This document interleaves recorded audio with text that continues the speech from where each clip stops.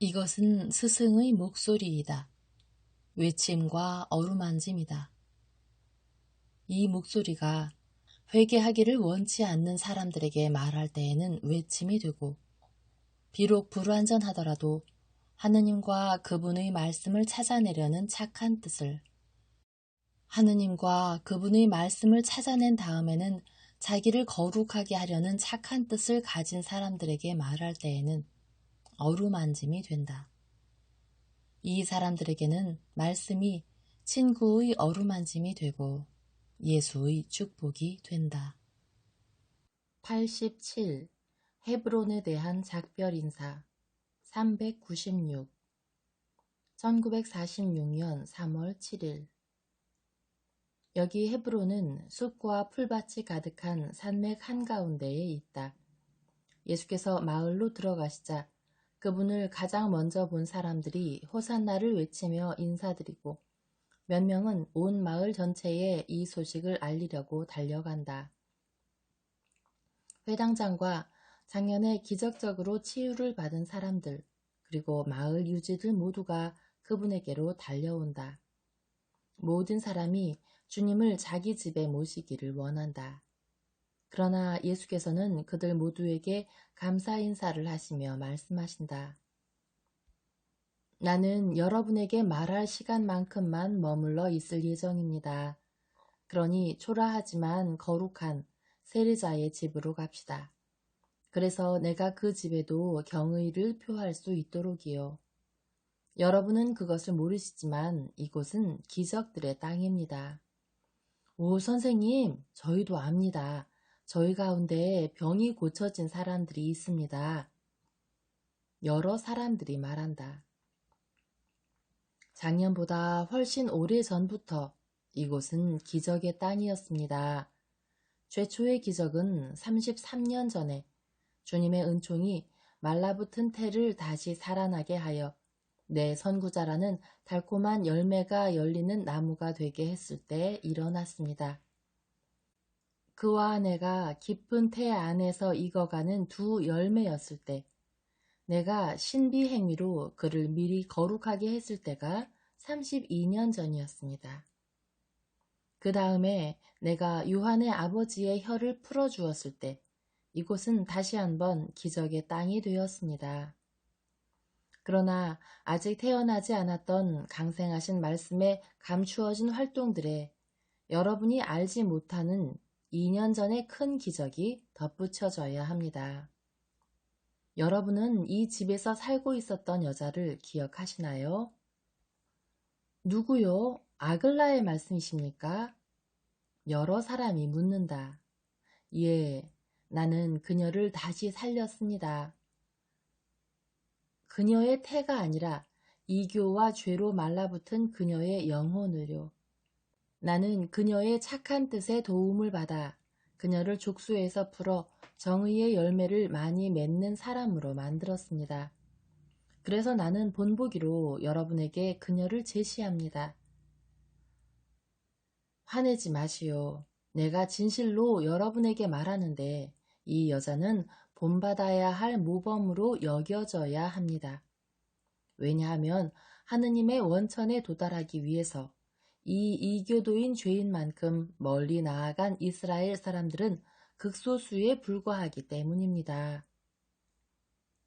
저희는 그 여자가 다른 정부들과 함께 도망쳤다고 생각하고 있었습니다.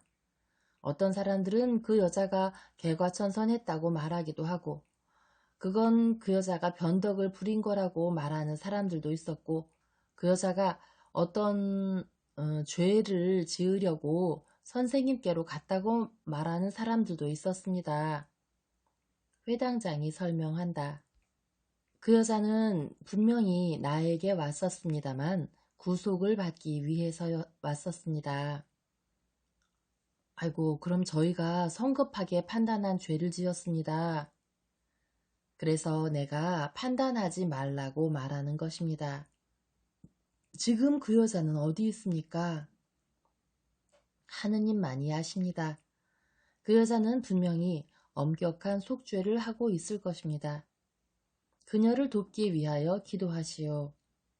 내 친척이자 내 선구자의 거룩한 집아, 나는 너에게 경의를 표한다. 너에게 평화가 있기를. 비록 지금은 네가 비어있고 황폐하지만 오 평화와 믿음의 거룩한 집이여, 평화가 항상 너와 함께 있기를.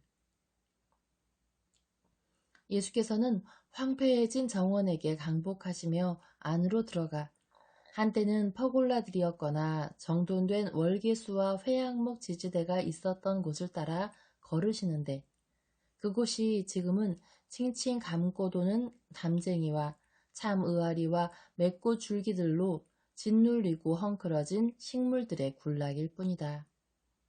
그분께서는 무덤의 잔해가 있는 끝까지 가신 다음 거기 멈추어 서신다.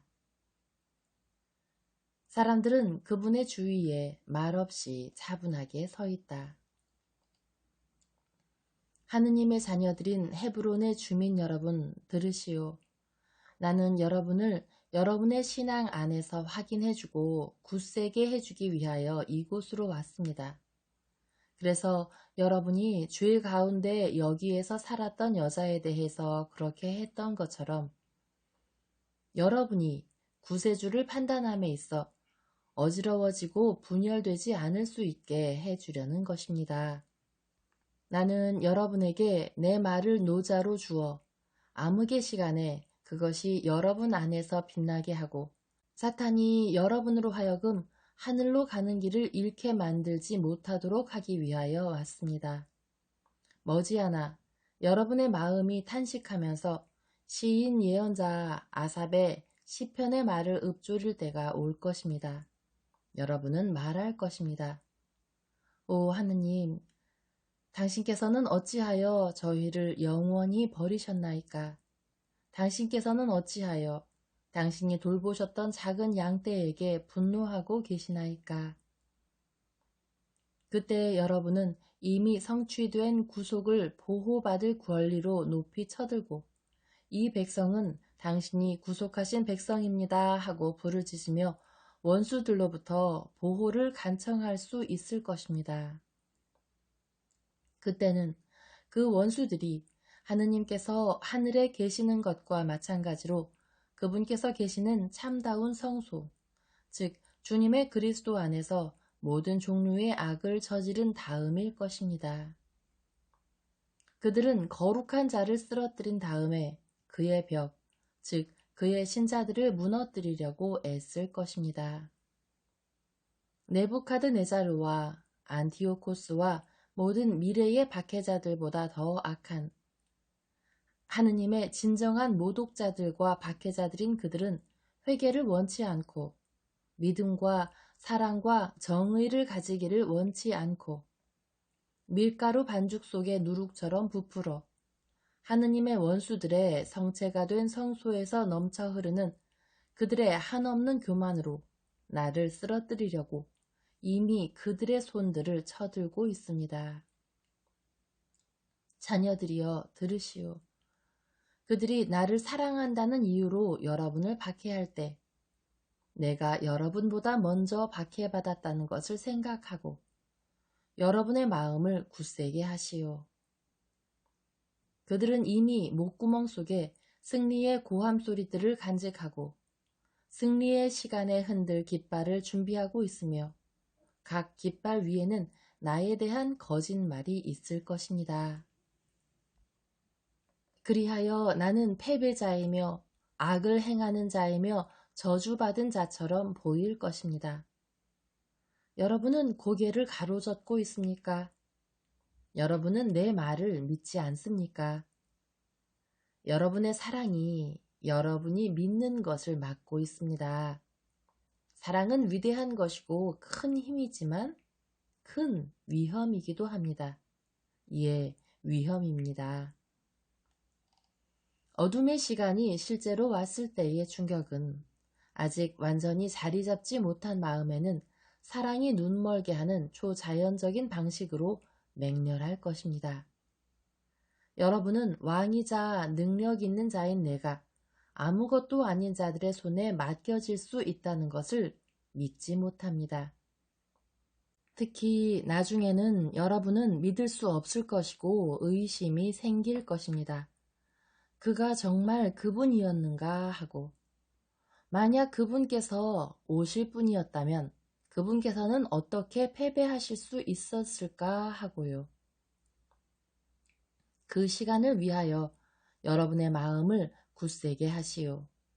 만일 한순간에 거룩한 이의 원수들이 모든 것을 파괴하고 문들을 부수고 하느님의 말씀에게 증오의 불을 붙인다면, 만일 여러분 가운데 하느님을 모시는 것이 잔치이니 그들이 마음속으로 이 땅 위에 하느님의 잔치가 모두 없어지게 하자 하고 말하고, 다시는 하느님의 깃발이 보이지 않게 하고, 다시는 우리의 정체를 아는 어떤 예언자도 없게 하자 하고 말하며 지극히 거룩하신 이름의 장막을 허물었다면, 바다에 그 경계를 정해 주신 분, 재현된 악어들의 더러운 대가리들과 그들을 숭배하는 자들의 머리를 물속에서 으스러뜨리신 분, 샘들을 솟아나게 하시고 급류들을 흐르게 하시고 마를 수 없는 강들을 마르게 하신 분, 낮과 밤, 봄과 여름, 생명과 죽음, 모든 것의 주인이신 분께서는 기록된 것처럼 그분의 그리스도를 빠르게 훨씬 더 앞당겨 다시 살아나게 하실 것이고, 그래서 그는 영원히 왕이 될 것입니다. 그리고 믿음을 굳게 지킨 사람들은 그와 함께 하늘에서 다스릴 것입니다. 이것을 기억하시오. 그래서 내가 높이 들어 올려지고 멸시당하는 것을 볼 때 흔들리지 마시오. 그리고 여러분이 높이 들리고 멸시당할 때도 흔들리지 마시오. 오 아버지, 나의 아버지, 당신께 소중하고 저에게도 소중한 이 사람들을 대신하여 저는 당신께 간청합니다. 당신의 말씀의 청을 들어주시고 속죄자의 말을 들어주십시오. 저를 사랑함으로써 당신을 찬미하는 사람들의 영혼들을 야수들에게 넘겨주지 마시고 당신의 어린 자녀의 영혼들을 영원히 잊지 마십시오. 오 좋으신 하느님, 당신의 약속들을 기억하십시오. 왜냐하면 땅의 어두운 곳들은 공포가 당신의 어린 자녀들을 무섭게 하기 위하여 튀어나오는 악의 소굴들이기 때문입니다. 오 아버지, 오 나의 아버지, 당신께 바라는 보잘것없는 자들이 갈팡질팡하며 돌아가지 않게 해주십시오. 가난하고 곤궁한 사람들이 당신께서 그들에게 주실 도움으로 인하여 당신의 이름을 찬미하게 해주십시오. 오 하느님, 일어나십시오. 저는 그 시간을 위하여, 그 시간들을 위하여 당신께 간청합니다. 오 하느님, 일어나십시오. 요한의 희생과 당신의 성조들과 예언자들의 거룩함을 보시고, 오 아버지, 제 희생을 보시고 당신의 것이자 저의 것인 이 양떼를 보호해 주십시오. 이들에게 어둠 속에서 빛을 주시고 유혹자들을 거스르는 믿음과 힘을 주십시오. 이들에게 아버지 당신 자신을 주십시오. 현재와 내일과 당신의 나라에 들어갈 때까지 항상 우리를 주십시오. 우리가 있는 곳에 그들이 영원 무궁히 있을 때까지 그들의 마음 속에 우리가 있게 해 주십시오. 아멘. 예수께서는 기적을 행하실 필요가 없으므로 거의 황홀경에 빠져있는 군중 사이로 걸으시며 청중들에게 한 사람씩 강복하신다. 그분께서는 이미 높이 올라온 태양 아래서 다시 걷기 시작하시는데 잎이 무성한 나무들과 시원한 산바람이 불어 걷기가 한결 수월하다.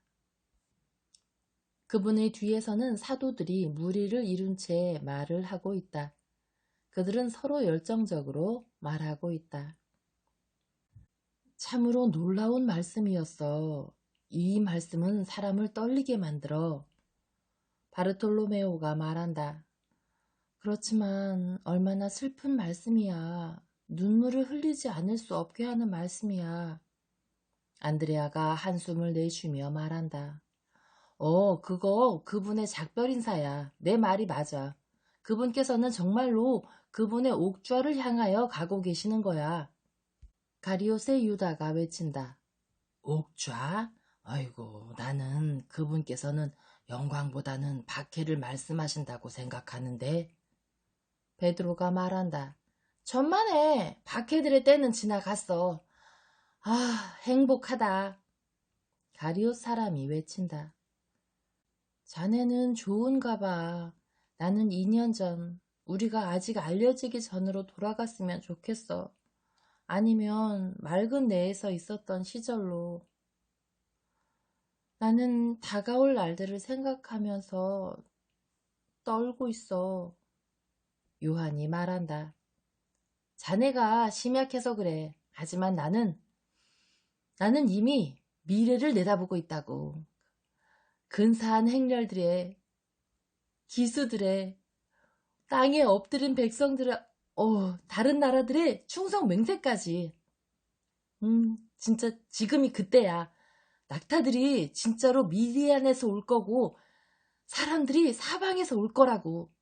보잘것없는 새 동방박사뿐이 아니라 로마처럼 위대한 이스라엘, 로마보다 더 위대한 이스라엘이 될 거라고. 마카베오 형제들의 영광과 솔로몬의 영광과 그 모든 영광을 다 능가할 거야. 그분께서는 왕들의 왕.